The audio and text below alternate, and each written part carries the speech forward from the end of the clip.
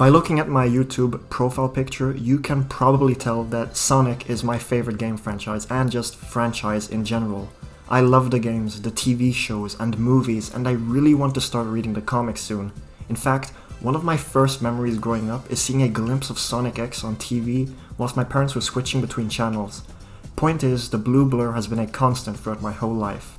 However, being a Sonic fan has not been the easiest when it comes to the games. Sonic has had some of the best games of all time. The classic games with the Genesis games and CD, Sonic Mania, Sonic Adventure 2, just to name a few, while simultaneously having some of the worst games ever made in Sonic 06, Sonic Boom, and personally something worse than a bad game, a boring game in Sonic Forces. These stark contrasts in terms of quality is jarring and has led to the infamous Sonic cycle, but jokes aside, Sonic has had it rough. No, his transition to 3D isn't as rough as people make it out to be. Both the adventure games are great. Sonic's biggest problem is consistency. Sonic can hit some extremely high highs and terribly low lows, and that's why us fans were eager for the release of the latest game in the franchise, Sonic Frontiers, to see if the blue blur is back to his former self. The game has been out for a few weeks now, and I wanted to return to my experience videos on this channel with a franchise that means a lot to me. Also, the first 5 parts of this video and the conclusion will be spoiler free, and I'll be putting a spoiler warning for the last few sections of the video, so that's your spoiler warning, which will come in effect later on in the video. I will also break up the video into chapters like I usually do, and due to the length of this video, if you want to skip ahead to certain sections, the option is there. And finally, I have to mention this is all just my opinion and thoughts on this game. What I think about this game is not the 100% correct opinion, it's just my opinion. So I'll start this video off by making myself crystal clear. Sonic Frontiers is my favorite 3D Sonic game and is an amazing game at that. But, however, clearly there are flaws and issues that hold this game back from being an all-time great. Now, let's cross into the new frontier.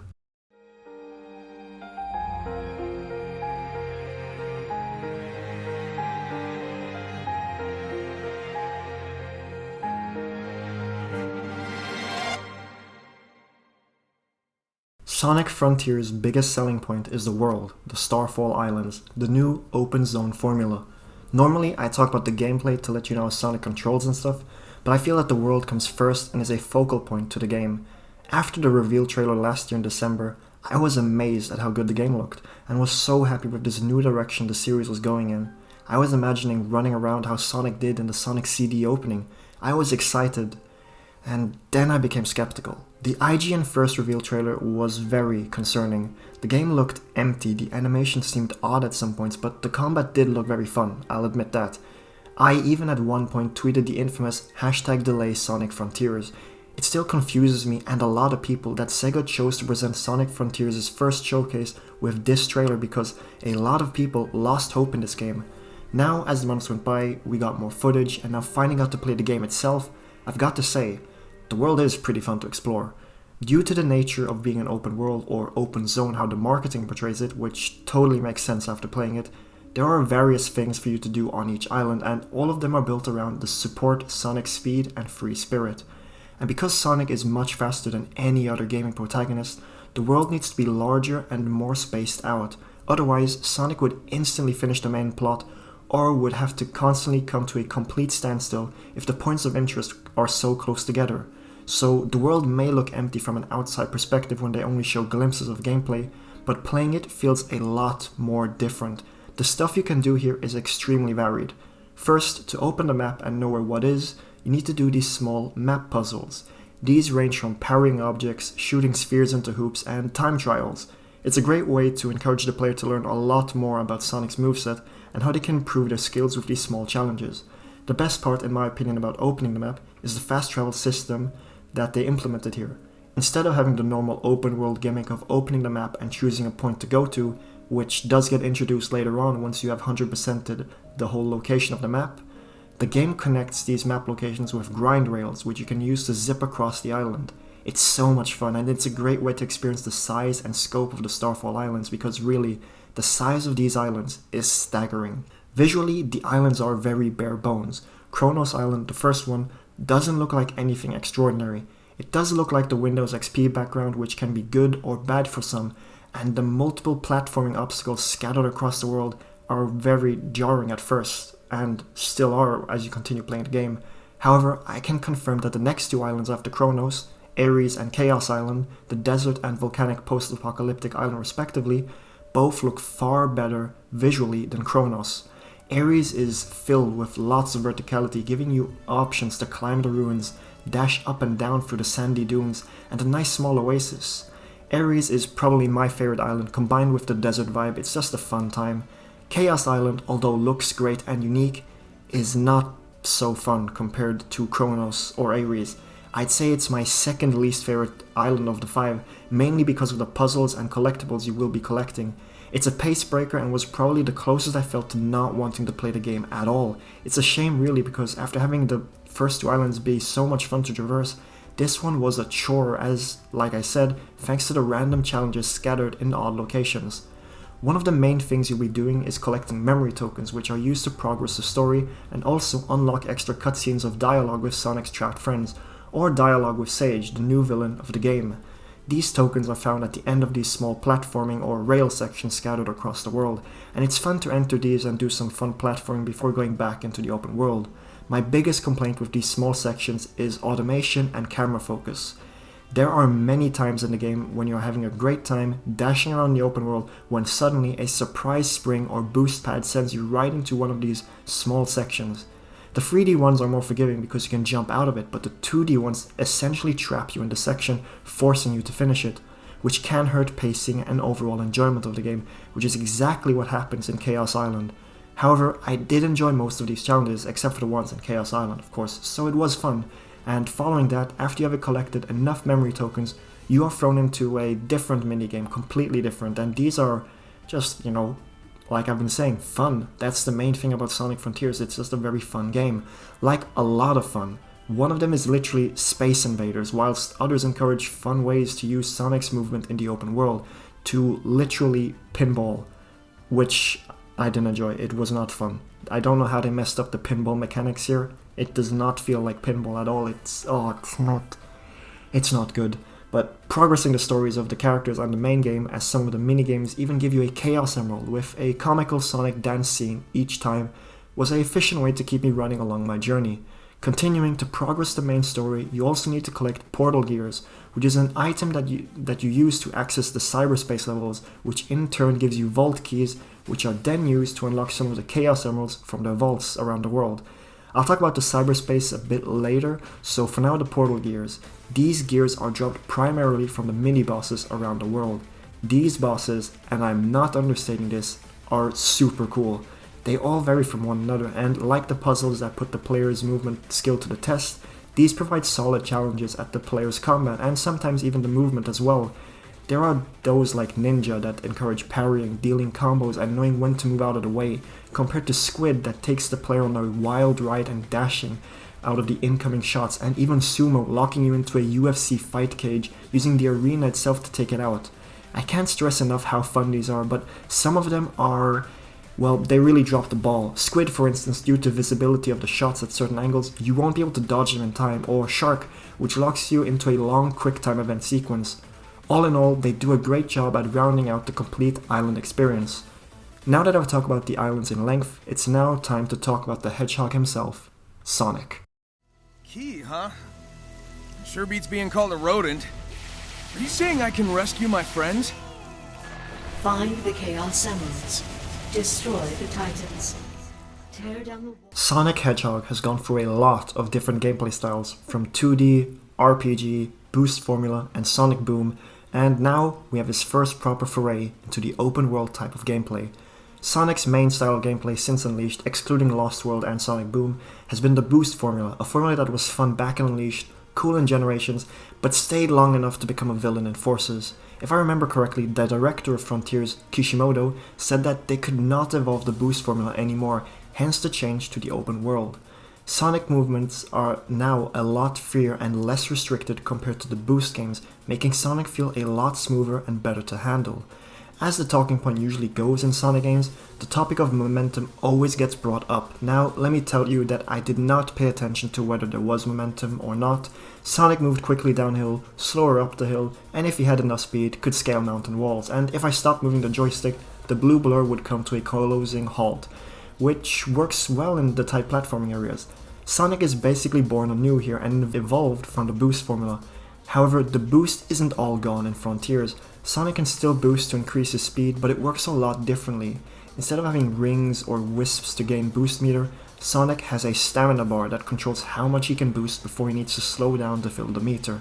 The second change to the boost is that it does not kill enemies or deal damage.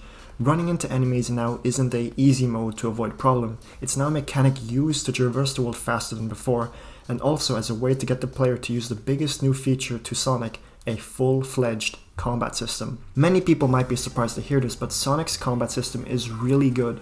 Sonic has basic punches and kicks, a homing attack which feels really powerful against the enemies, a stomp, and a drop dash from the get-go, which are your first tools to fight the bad guys. All these moves carry the same, well, not same, the right amount of weight and feel good to use. However, getting skill points from defeating enemies nets you the ability to unlock a whole lot more moves in the skill tree. You can do a proper combat stomp later in the game, a sonic boom flurry of kicks, or the sickest spin dash attack you've ever seen. I mean, look at this dude. You cannot tell me that this isn't hype. There's a plethora of other moves that all come into use for different types of enemies, with some where you need to get up and close and personal, whilst others require you to take a step back and attack from afar. However, the biggest new addition to Sonic's arsenal is the Psy Loop. This move has been heavily advertised throughout the release cycle of Sonic Frontiers. With the Psy Loop, Sonic can do many things. Circling around an enemy can deal damage and stun them and break through their shields, whilst using it on suspicious objects, which the game actually says, can reveal overworld secrets like loot or springs. The Psy Loop can also be used to generate coins, in theory making Sonic completely invincible. And doing the Psy Loop enough times also gives Sonic the ability to do a super boost, which also becomes available once Sonic reaches his ring cap, which makes him go insanely fast. What makes the combat just as fun is the other half of the equation, the enemies you go up against. Just like the mini-bosses, it's fun to engage with the enemies, as all the skills you have and the combos you pull are limitless. And with the sound effects and presentation, it's just really pleasant to look at and satisfying. The last aspect of our favorite Hedgehog is his other leveling up aspect, his ring count, speed, attack, and defense. To level the latter two, you need to pick up the conveniently named Seeds of Strength and Seeds of Defense, which can be found by breaking boxes, taking out enemies or bosses, or using the Psy Loop in the Overworld. To upgrade them, you need to take them to the Hermit Koko, a tall-looking Koko, which I will explain in a bit. Taking these seeds to him, he will take all of them and upgrade your attack and defense by the corresponding amount you have brought to him, or something like that. I'm not really sure what the math was here, but just give him those seeds and he'll level you up. It's fast and efficient, and he can also allocate your speed and ring stats too, but that's not what I used him for. For the next two upgrades, we have ring count and speed. To upgrade them, you need to find Kocos scattered around the world, which are small rock fellas. They might remind you of Chao, but they aren't, and only serve as collectibles to improve the stats, and are quite essential for the story of the game, but that's for later on. Once you've herded any number of Koko, you must take them to the Elder Koko, a short but wide Koko. Giving him the Koko gives you the option to choose to level up your ring or speed count by 1. And this is the worst part about leveling up these two crucial stats. I do not know why Sonic Team decided that it was a good idea to only let you level them up level by level, one by one, because the game loads and then gives you the dialogue option again. It's really tedious and was not fun at all, but all in all, the stats do improve, making your gameplay experience much smoother and more progressive as you continue playing. Although you can get a bit overpowered towards the late game with high stats, Sonic is just, he controls really well. But speaking of control, I need to criticize some of the general gameplay and game himself now.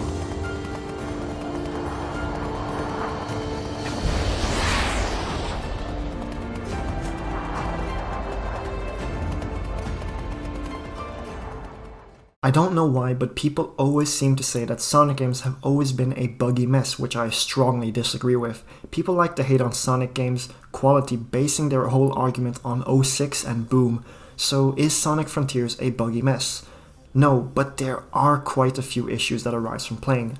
Bear in mind, I played the whole game on Switch in handheld mode, because my living situation has not been ideal for these past 2 months, but it's all good now. Everything's sorted out, but yeah. It's just that I've had to change houses a couple of times, so the Switch being portable has been a blessing. To be frank, I did not experience many issues at all, which was strange considering I was playing on handheld on the Switch. Of course, playing in handheld mode is not ideal for the game to look its best, and at times it didn't. Rain does not look good with white spots that just cover the whole screen, and sometimes textures would take a long time to load, and having unloaded textures is not a pleasant experience to look at. But the game looked relatively good in handheld. I found nice shots while grinding on some rails to be mesmerizing, running across Ares Island to be great eye candy, and the volcano on Chaos Island is a looker. The biggest visual problem I faced was Poppin'. Poppin' in Frontiers is not great. Because Sonic goes so fast, the game struggles to keep up with him sometimes. Occasions can arise where you will only see the small platforming challenges half a second before you reach it, or less even, either making you come to a complete stop to not interact with it, or enter it without having any will to do so. Overall, the Poppin' is an issue, and depending on how much you tolerate bugs like this, and although I did not experience the worst Poppin', I've seen other players experience absolutely horrendous Poppin'. My final complaint in terms of performance is Sonic. As much as I praised the guy for his controls are also a catalyst for some of the frustration.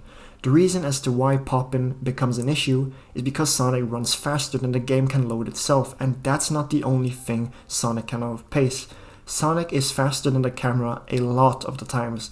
There can be times when you are attacking an enemy with a side loop that Sonic goes so fast that you suddenly don't see him and you stop only for the camera to have caught up, and there you go, the combo's over. There are other instances where Sonic feels a bit janky on the Starfall Islands, with weird physics on cliff sides being inconsistent, Sonic moving in a 3D manner when you're thrown into a 2D segment.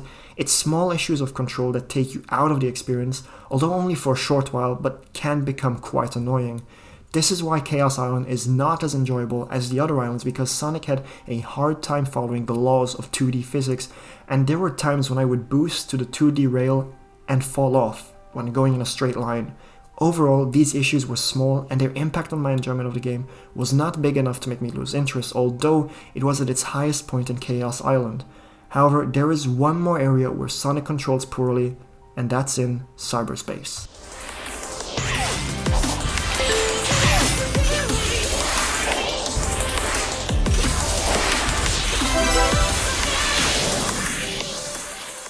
Although lots of people have said that the Cyberspace levels are the other 50% of the Sonic Frontiers experience, I personally don't see it that way. I'd say it's more of a 20%. Cyberspace is a digital dimension where Sonic plays out levels in his classic boost formula, although with the controls from Frontiers. These levels are meant to represent Sonic's jumbled memories, which is why you'll be seeing classic vibes like Chemical Plant and Green Hill. However, the level layout is completely different and has to coincide with how Cyberspace are the jumble of memories. The aesthetic of each stage may seem familiar, but play out completely different. You could be playing Sky Rail with the backdrop of Green Hill or Metal Harbor in Chemical Plant. For some people, seeing repeated level design can be seen as lazy, but I find this to be quite genius, linking with how it links with the plot of the game and how Cyberspace mixes up past memories and such. There are also brand new level designs, but there is one flaw with how the levels look, and that is that there are only 4 different backdrops. The aforementioned Green Hill and Chemical Plant, alongside with Sky Sanctuary and a new city zone. The only thing that changes how these levels look is the time of day, with some being set during nighttime and others during sunset. However, although these levels look similar to one another, I cannot deny how fantastic they look. Sure, we've seen similar areas in previous titles, but there's just something about seeing everything digitized, the different times of day that form the backdrops, or the lightning fast cars that zoom past on the digital highways. I really vibe with it, and the main reason that helped me through all this was the music. I cannot stress how good the music is, but that'll be for the next section of the video. The Cyberspace levels are quite short in length, ranging from below a minute to nearly 3 minutes, but replaying them is highly encouraged. Each level has 4 challenges: completing the stage, getting the S rank, complete with a set number of rings, and finding all 5 hidden red coins. These challenges are engaging at getting you to replay the levels to complete each challenge, as the reward for one challenge is a vault key, and with multiple vault keys you can unlock the Chaos Emeralds in the Overworld. Sure, the levels are short, but coupled along with the music and fun challenges, I found my time in the Cyberspace a blast to play through and return to if I felt like it. What I did not enjoy in Cyberspace were the controls. I don't know what went wrong here. Sonic feels like a metal pipe. He barely turns and boosting can send him flying off into the infinite cyberspace. It's a shame because the controls work so well in the open zone, but it didn't translate well at all to these shorter levels. It's a problem because getting the S rank on some stages like Sky Sanctuary 1-2 required precise precision, and with these controls it's a struggle at times. But overall, Cyberspace stages are a fun, high-octane distraction from the bit slower-paced open world. Cyberspace also has another inclusion, a fishing minigame. On the main explorable islands, there is one cyberspace portal that sends you to a fishing location where Big the Cat, yes, Big the Cat himself, is waiting. What he is doing here or how he even got here in the first place, nobody knows. But the fishing minigame is really fun. The mechanics are very simple but satisfying. The stuff you can catch ranges from hyper-realistic looking salmon to a literal car tire. Yes, the range in what you can catch is bizarre yet completely reasonable considering the circumstances. Netting good fishes also gives you fish tokens which can be used to buy collectibles that you may be struggling to find in the overworld, and Eggman memos, more on those later. Overall, the inclusion of cyberspace levels helps keep the pace of Frontiers moving forward at a pace that fits the player, but the biggest winner of cyberspace is the music.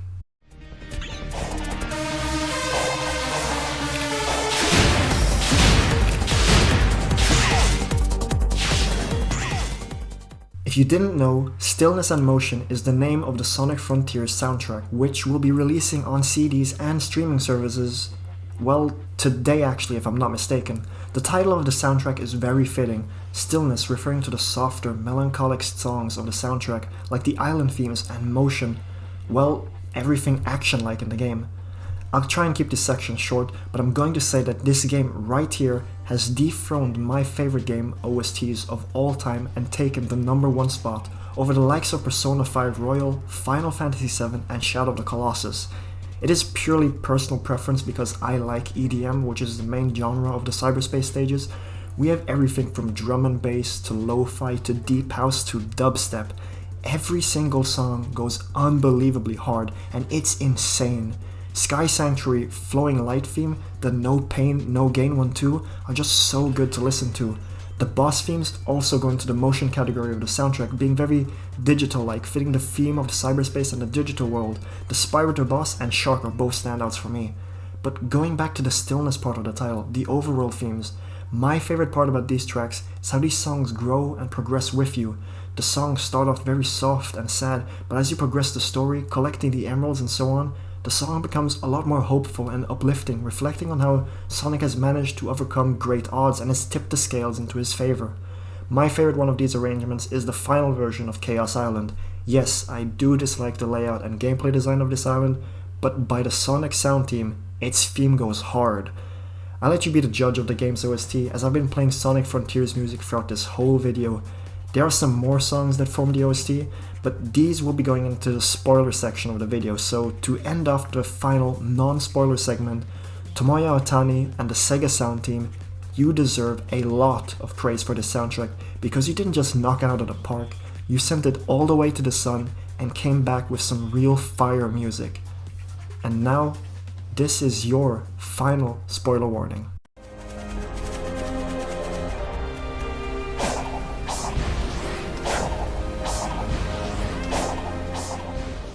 To start off the spoiler section, we'll start off from where the marketing for the game stopped showing stuff, after the third island. I've spoken about the first 3 islands to some degree of depth, so now we shall take a look at the last 2 islands, because let me tell you, there is a reason as to why we weren't told anything about the final 2 islands.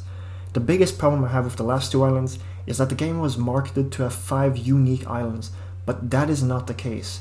Both 2 islands, although are different from one another, are extensions of Kronos Island, using the same environment and assets. The 4th island, Rhea Island, is also barely classified as an island. It's simply connected to the upper parts of Kronos, and you are blocked off by an invisible wall from falling into Kronos itself. The map also shows a good chunk of Kronos for some reason, making the area seem bigger than it actually is, which is a shame because Kronos was relatively small compared to Ares and Chaos, and that if they had just marketed it as 4 islands and making Rhea and Kronos Island one island would have been much better. It's a shame with Rhea Island as it's a lot more natural there, minus the tall towers there, as it's free from the technology of the other stuff. Rhea Island is also tremendously short with no boss fight, and the only goal is to turn off the towers before a cutscene plays and sends you off to the 5th and final island. And because there's nothing to collect, side stories to progress, only the main mission as an objective, it hurt the pacing of the game. I wanted to take my time, but there was nothing to do to extend my stay at Rhea Island. The 5th island, Uranos Island, is right in the middle of the 4 islands, and depending on how I feel, can switch places with Kronos in 2nd place for being the most fun to explore. Visually, it looks a lot like Kronos Island, but even if it looks repetitive, it's got its fair share of content. Uranos housed the most cyberspace portals out of all the islands with 9 stages compared to the usual 7, and it was also probably making up for the lack of portals on Rhea Island, which had a total of 0.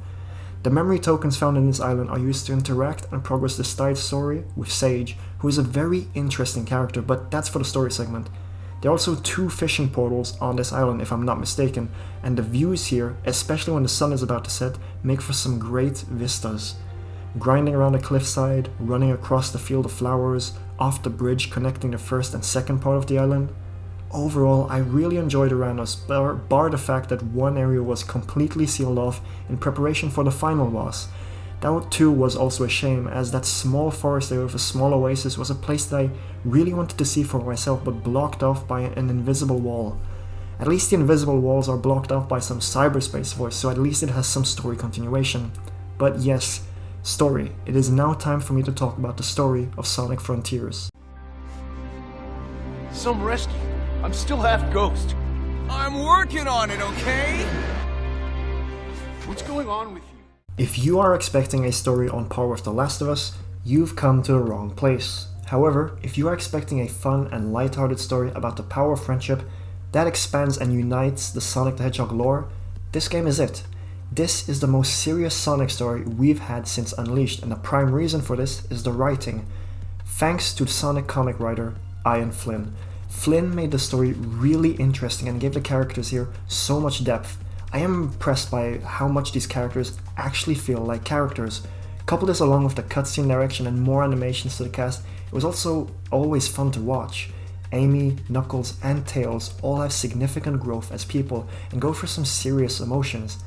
Amy really wants to get out of cyberspace because she still has so much love she wants to share with the world. Knuckles is going through a minor crisis of sorts, wanting to be alone, whilst also trying to understand and come to terms with what it means to have a family and wanting to learn about his past, his ancestors. The star of Sonic's friends is Tails, who grows so much, asking Sonic if he's a burden to him, and they share a real heart-to-heart of Lil Bro and Big Bro. But you may ask, what made the characters feel these sudden emotions? Well, it's because Flynn has based these emotions and personalities off these characters and considered all their previous adventures that they've been on. Take Tails, who tells Sonic how he never managed to do anything in the events of Lost World or Forces, or Knuckles talking about the past in its Sonic adventure, and even as far back as Sonic 3. The writing of the game does a superb job at respecting all the source material and builds the characters up from their previous endeavors. The fact that the story is fairly straightforward helps a lot with letting the characters shine in their smaller moments, but now for the main story. It's quite interesting that the ancients who lived on Starfall Islands are actually related to the being known as Chaos from Sonic Adventure 1. I haven't quite thought about what the Kocos do, but they serve as vessels for housing the memories or emotions of the ancients, which is also the purpose of cyberspace.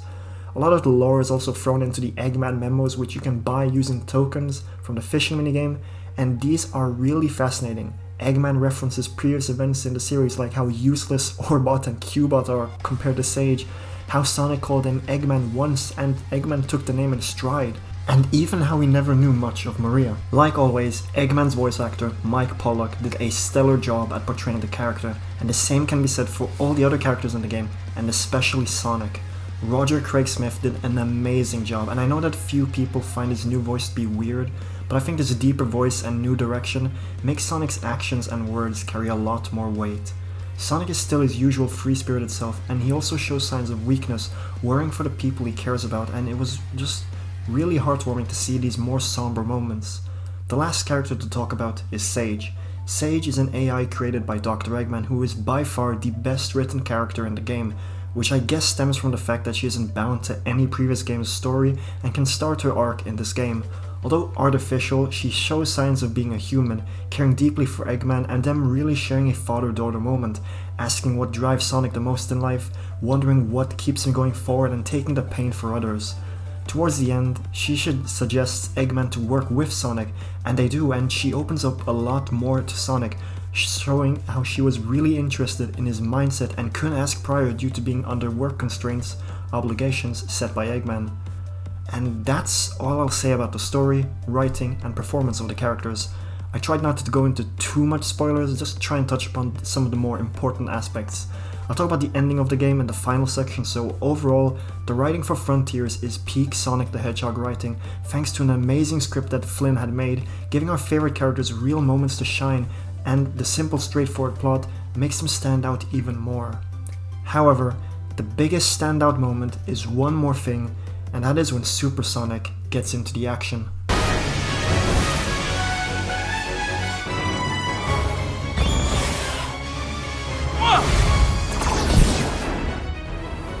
After having collected the 6 Chaos Emeralds on the island, you unlock the path leading to the big boss of the area, the Titans.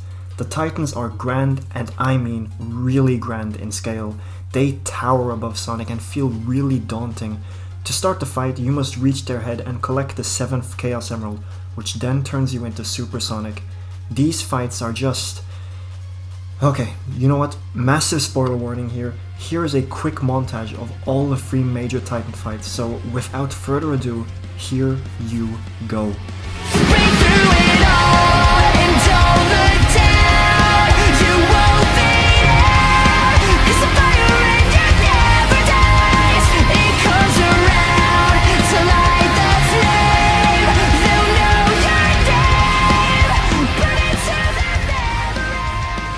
As you can see, these boss fights are insane in their presentation. Super Sonic is back in full force. The Titans are more dangerous than any previous boss we've seen in the series. They're also quite difficult too, relatively speaking, which makes them truly not just visually amazing, but some of the best in general that Sonic has ever gone up against. And the music here brings so much heat, and these 3 songs are up there as not just some of the best Sonic songs of all time, but some of the best video game songs ever that sync up well with the boss fight. I don't know what else to say about these fights other than them being some of the biggest highlights of the game, and it's great to finally see that Super Sonic is back, and it looks like he is here to stay. Although design-wise, my favorite Titan is Giganto, just based on how much it looks like it came straight out of Neon Genesis Evangelion, but in terms of just style, the Wyvern is my favorite. The Knight is also just really superb and was probably the most fun to battle with. Although these 3 Titans were epic and amazing to fight, the same cannot be said for the final boss of the main game. The 4th and final Titan that you go up against in Frontiers is called Supreme, and the best part about this fight is the music.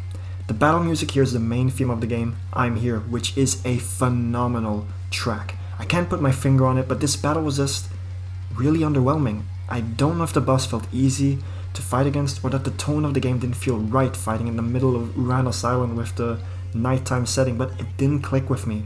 It's a shame because after the 3 incredible highs of that the boss fights had prior to this one, it set a tone and mark for how good these bosses should be, but I just didn't feel it here. If the fight took place in a more desolate area or a place in complete ruins, it would have helped a lot with the presentation, but simply having the final boss fight in an area that looks like Kronos Island did not help at all. I was left very whelmed with the boss fight, and if you played the game on normal mode, your journey would end here.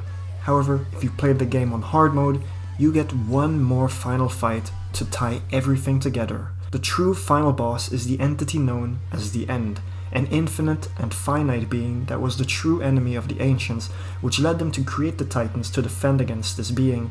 However, having taken out all the Titans, the End is set free, and after battling the Supreme, you and Sage link forces to fight it and head off into outer space.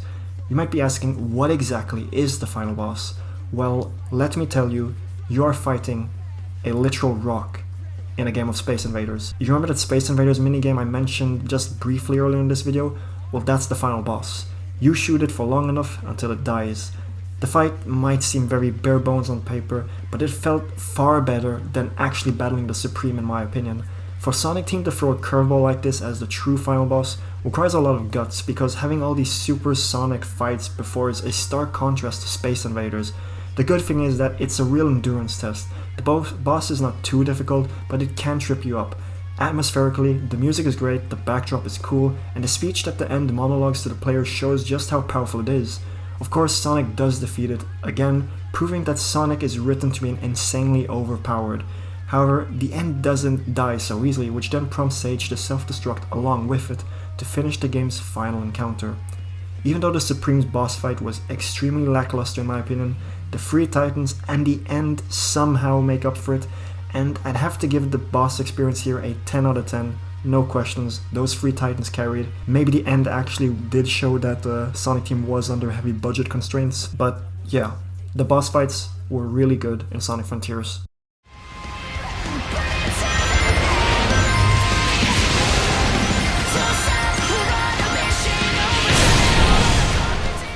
We are now finally at the end of the game. After a long journey across 4 islands, the story comes to a close in a form that leaves me very hopeful about the future of the franchise. After Sage self-destructs with the end, stars fall over the Starfall Islands, yes, it's a pun, and we get a glimpse of Eggman coming to terms with him losing someone he cared about, someone he viewed as a daughter. It's a touching moment, and the credit theme, Dear Father, starts playing, and like any other piece of music in this game, it's top tier. And as the credits roll, we get a mid-credit scene featuring the Sonic and his 3 friends. I don't know, but it seemed very generic, but promising for the future of the franchise. Amy, Tails and Knuckles all say that there's stuff that they want to do before they go on their next adventure. Amy wants to go on a road trip with Cream and Sticks, which makes Sonic Boom canon to the official lore now I guess, but so we might get some reference to how the trip goes sometime down the line. Knuckles will be heading off back to Angel Island, you know, like classic Knuckles, and it's Tails' last message here that gets me excited, as Tails said that the next time Sonic sees him, he'll be much stronger than he is now. I might be reading too much into this, but I really hope this is suggesting that they'll be making a Tails spin-off game, because that would be amazing. And then the heroes set off in the tornado and head off into the horizon. Depending on which difficulty you clear the game, you'll either get vandalized by One OK Rock on normal and easy mode as the credit theme, or One Way Dream by Nate Wants to Battle. Both of these songs are amazing, and it's great to see Sega taking other bands and even fans to create music for the game. And like the true final boss, I'm pretty sure that there's also an exclusive cutscene that plays when having beat the game on hard, and to sum it up, it shows that Dr. Eggman has brought Sage back to life over the Eggnet. I didn't enjoy this part because it showed the mysterious zap symbol again, and I'm either completely dumb or it flew right past me, but I have no clue what the zap means. If you know what it means, please comment it down below. I need help. I think we all need help to figure out what it is, but yeah. And I feel that the cutscene also diminishes the impact of Eggman's solitude when he realizes that he lost Sage. They could have saved this cutscene for a future game, but I think just having it shoehorned in like this to show that, you know, Sage is back in Frontiers 2 or whatever next Sonic game they're making. But it does show that Sonic Team are confident again, and they are preparing for taking Sonic games in this new direction. What can I say other than I am very optimistic for the future of the Sonic games, and that's something that can't be said often.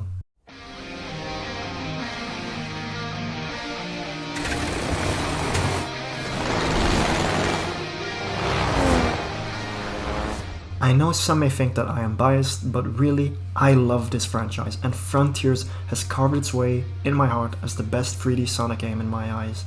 Sure, the game is rough around the edges, but it's not playing it safe like Lost World, Generations, or Forces. Frontiers wants to be its own thing, and it wants to take the franchise in a brand new direction, like how Iizuka said that he wanted Frontiers to have the same impact as Sonic the Hedgehog all the way back on the Genesis and Sonic Adventure on the Dreamcast, as these titles set the groundwork for future games in the series. Frontiers is the most ambitious Sonic game since Unleashed, I'd say, taking massive risks, and luckily for us, manages to stick the landing in my eyes. I know that deep down the reason I love this game so much is because this is what I've wanted in a Sonic game for a long time, and I would highly recommend this game to any Sonic fan out there to see what they want in a future Sonic game, or if they're really pleasant with the direction that Sega is taking this in, or Sonic Team. Moreover, I would also recommend this game to other players too. It may not be your favorite gaming experience, but it's a fun time, truly. So I'll cap off this review by saying, Sonic is back, and the future horizons are looking very bright indeed.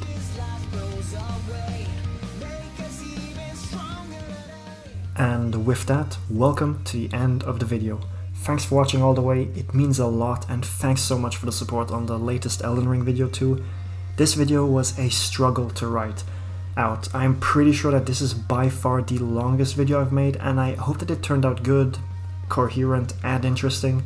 If you want to see more from me, my Twitter, Patreon, Discord server, and SoundCloud will be linked in the description, and in the pinned comment if I remember to do so post-editing. But anyways, I loved Frontiers a lot, but what did you think about the game? Or if you haven't gotten it yet, will you be picking it up? Leave your thoughts down below, and any support or critiques are appreciated, like usual. I usually have game news or stuff to talk about at the end of this video, but today we will not be really talking about any game news or what I've been playing. We will be talking about the Game Awards because the nominations were announced a few days ago, and as a Sonic fan, I'm really disappointed that Sonic Frontiers did not get nominated for Best Soundtrack when it really should have been nominated for Best Soundtrack. I think personally it's the best soundtrack of the whole 2022. Maybe Xenoblade Chronicles 3 is going to take it now that Sonic isn't there. I mean, if Sonic was there, it would have been an easy win for us, but yeah, no, that's just me being hopeful. But I think it really was a good soundtrack, and it should have gotten some recognition.